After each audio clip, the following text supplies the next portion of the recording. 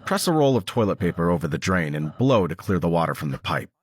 If the pipes connect between cells, you could talk straight into the drain and the person next door will hear you. Sometimes even someone a couple of cells away. You struggle with the isolation and the lack of communication. It is a nightmare.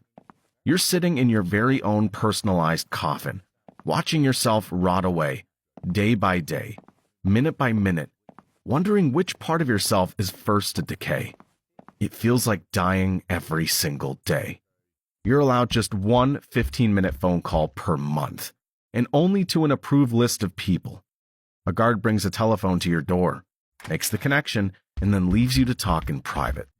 Though the call is strictly monitored and can be cut off at any moment if you say something they don't like.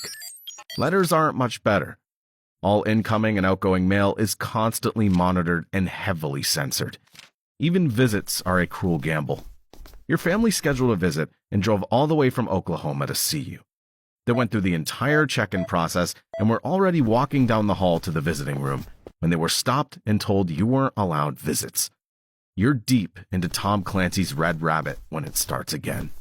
The guy in the cell below you is Muslim. Before each of his 5 daily prayers, he showers. 30 minutes each time. That alone wouldn't bother you, but the showers here are stainless steel, and the water cuts off automatically every 90 seconds. It's designed to stop flooding, but nobody seemed to think about the noise. When the water shuts off, the sound explodes through the stainless steel stall and sink, amplified like a gunshot.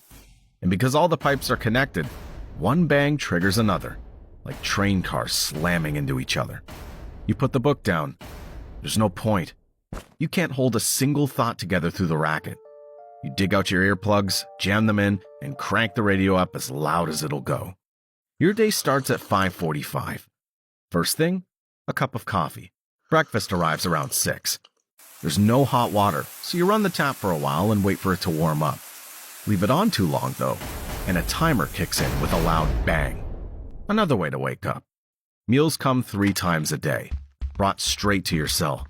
Tuna shows up twice a week. Once as a sandwich, once mixed into some kind of noodle dish. Tonight, it's sub sandwiches. Thick slices of tomato, ham, mayonnaise, and lettuce. The menu rotates, changing on the first Wednesday of every month. Every 3 months, like clockwork, you're moved to a different cell. It's part of the security routine. This time, you're lucky. Your new cell is surprisingly clean.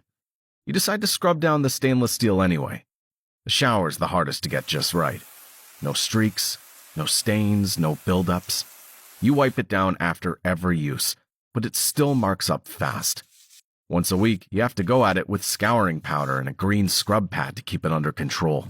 The last cell you were in was a complete mess. You spent 3 days scrubbing the previous man's life off the walls.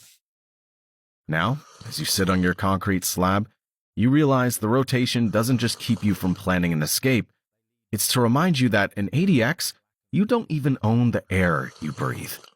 You're just a ghost passing through a series of concrete boxes, waiting for the day they finally carry you out in a different kind of box. Welcome home. You're not going anywhere.